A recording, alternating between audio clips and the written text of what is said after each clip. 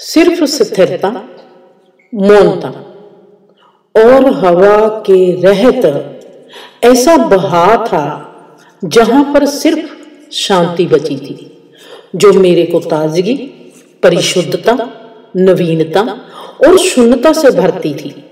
मेरा सिर्फ महसूस करना ही बाकी था।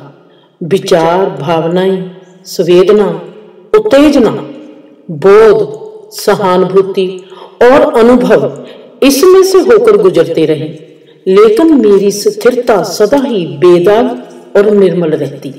जैसे बादलों के गुजरने पर एक साफ आसमान अछूता ही रह जाता है, वैसे ही मेरा अस्तित्व था जो गैर हाजिर था इस शुद्धपन से। मतलब कि मेरे में एक बहुत गहरा अशुद्धपन था। मेरी हाजिरी को भी मेरा अस्तित्व मंजूर नहीं कर रहा था, क्योंकि मेरी हाजिरी में भी तमाम ब्रह्मांड का फलाह होना शुरू हो जाना था। मैं थी, मैं अशुद्धि थी, शुद्ध और शून्य, जिसकी मौजूदगी थी पर गैर हाजिरी में मौजूदगी थी। मेरा उस गैर हाजिरी में समाना था और मैंने उस गैर हाजिरी में कैसे समाना था, मेरा ये सवाल था और मैं कैसे समाती। अब ये सवाल जब उस स्थिरता में मेरे में आने लगा तो मैंने खुद को खुद में ही पाया।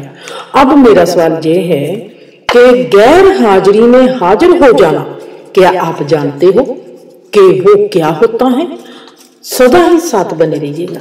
ये एक ऐसी यात्रा है जिस पर आपका अस्तित्व गवाही देगा और आपका मन खलल मचाएगा और आपकी बुद्धि आराम से इसको समझने की चाहना करेगी, पर आपका दिल पता नहीं क्यों भर आएगा। क्यों? ये तो आप भी जानते हैं और मैं भी जानती हूँ। साथी बन के साथ निभाते रहिएगा। और अब हम चलते हैं उस यात्रा की ओर जिसको कहते हैं अज्ञात की ओर।